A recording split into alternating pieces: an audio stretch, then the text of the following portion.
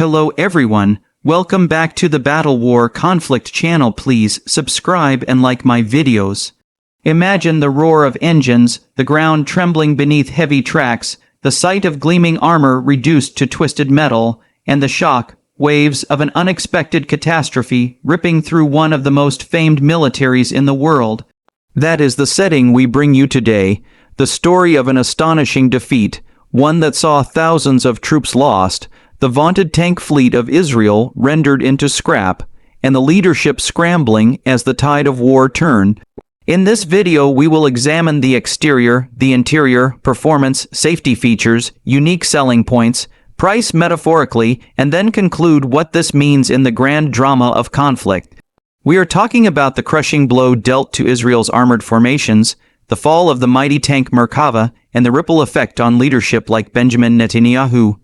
Stay with me as we dive deep into how this happened, what it reveals, and what the larger implications are. Let's start with the exterior. From the outside the story looks familiar. Israel's forces roll out with confidence, their armor shining under Middle Eastern sun. Columns of Merkavas and other armored vehicles rumble forward, air support overhead, electronic surveillance in action. But the exterior also carries the scars, an increasing number of wrecked tanks in no man's land, hulks of metal where once proud machines stood. According to satellite imagery, about 88 Israeli tanks in the northern Gaza Strip were rendered inoperable or heavily damaged, which is nearly a quarter of the 383 tracked vehicles in that area. Reports also indicate more than 500 armored vehicles suffered damage since the conflict began. The exterior facade of invincibility has cracked. Tanks that were once called iron walls now lie in twisted heaps, the tracks torn, the turrets blown off, sometimes the entire hull blackened or submerged in mud. The enemy clearly waited, ambushed, struck from tunnels, anti-tank weapons hidden in urban labyrinths. The exterior tells the tale of a force confident and yet vulnerable because that outward appearance was matched by inward flaws. Now we move to the interior. This is where many stories are seldom told.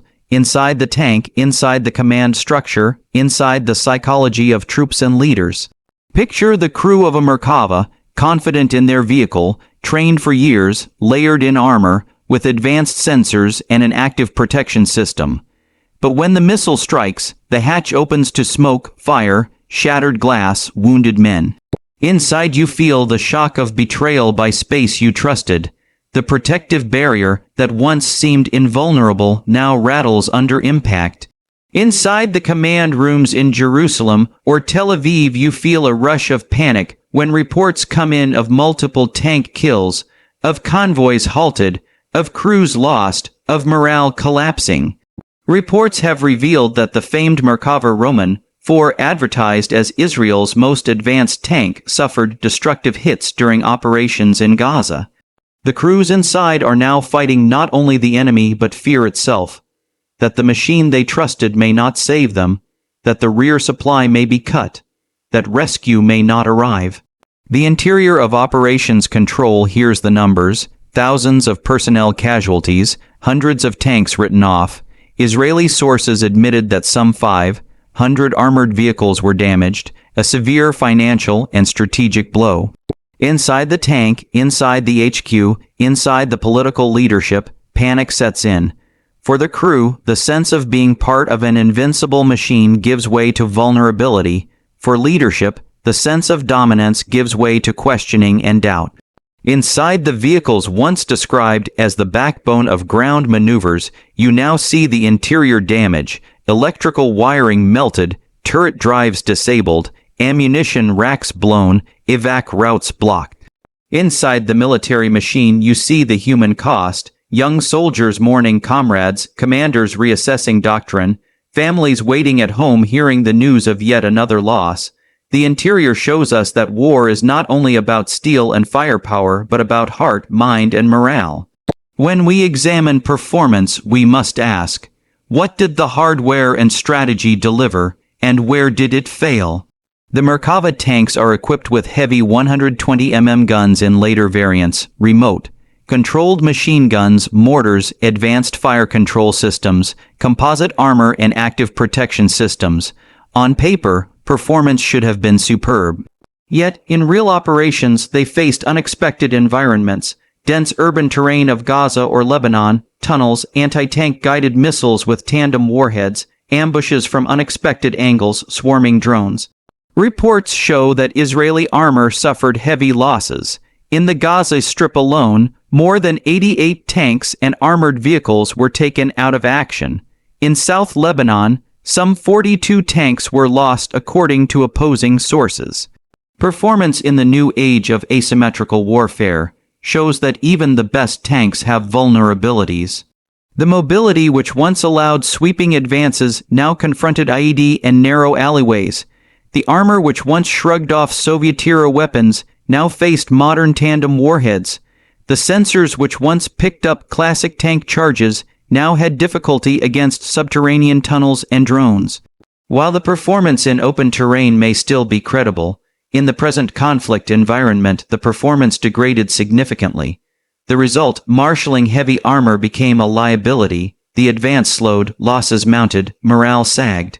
Thus, in performance we see a disconnect. The machine was excellent in design, but the environment, the tactic, the enemy adaptation turned it into a liability rather than an unstoppable force. Considering safety features, what protections existed and how did they fare? The Merkava and similar vehicles have built-in safety features: composite and reactive armor, crew survival compartments, mine-hardened hulls, remote weapon stations so crew isn't exposed, internal communications, and NBC protection. The Active Protection System APS Trophy is one such feature designed to intercept incoming threats. However, reports indicate that even these features were overcome in some cases. The enemy used tandem warheads and novel tactics, electronic warfare, drones, and concealed anti-tank weapons that challenged even the APS. Also, the safety of the crew is compromised when the supply line is cut. Recovery is delayed, medical evacuation is delayed, and morale collapses. The best safety gear cannot fully protect against the surprise of urban ambush, the human factor of confusion, and the enemy's changing methods.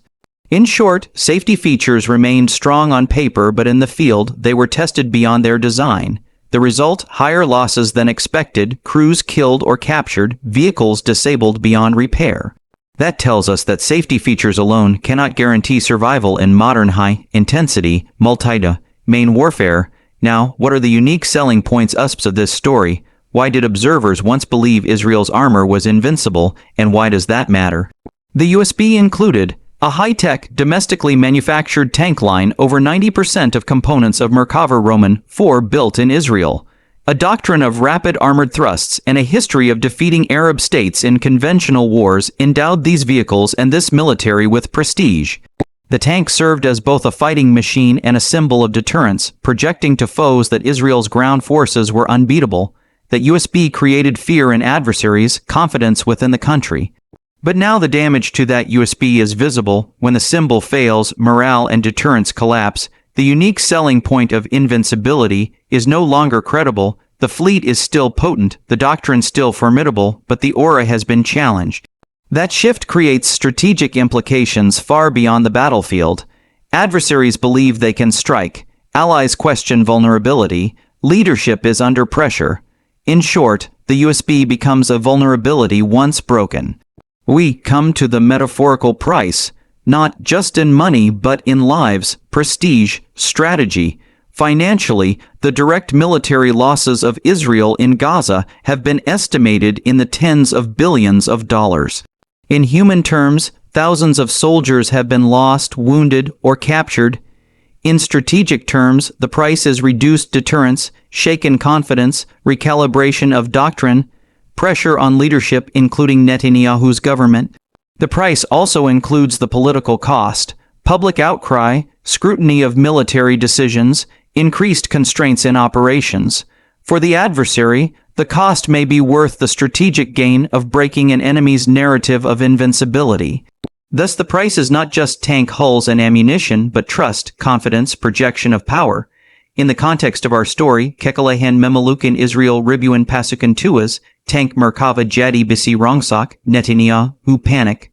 The price is enormous. Numbers suggest thousands killed, armored wrecks, leadership panic, the image of Israel's army tarnished. Finally, the conclusion. As we draw this to a close, let's reflect. What does this tell us, and what lessons might we draw? 1. No matter how advanced the hardware, war evolves faster than technology sometimes can. The environment urban, tunnel-laden, drone-filled challenge the armor. 2. Doctrine must match the enemy. What worked in open terrain against a conventional army may fail in asymmetric conflict. 3. Psychological effects matter. The loss of symbolic machines like the Merkava affects morale, deterrence, and public confidence as much as material losses do. 4. Leadership is vulnerable. When defeat mounts, public pressure builds, strategy is questioned, and politics enters. 5th, victory is not guaranteed simply by technology. Adaptability, intelligence, supply, recovery, and doctrine matter even more. For the country whose narrative has long been that of strong defense, superior armor. This defeat is a blow not just to vehicles but to the national story of invincibility. For viewers of this channel, for analysts and enthusiasts, it shows that in modern warfare the old certainties are up for grabs. In closing, yes, this is a story of a shocked military force, of thousands of lives lost, of machines once hailed as unbeatable now rendered scrap, and of a leadership feeling the heat. It is not just about tanks or battlefield statistics, but about what happens when the machine of war falls short of the myth that surrounded it. Thank you for watching. If you found this analysis useful, hit like, subscribe, and turn on notifications so you never miss our breakdowns of high-stakes conflict. I'll see you in the next video.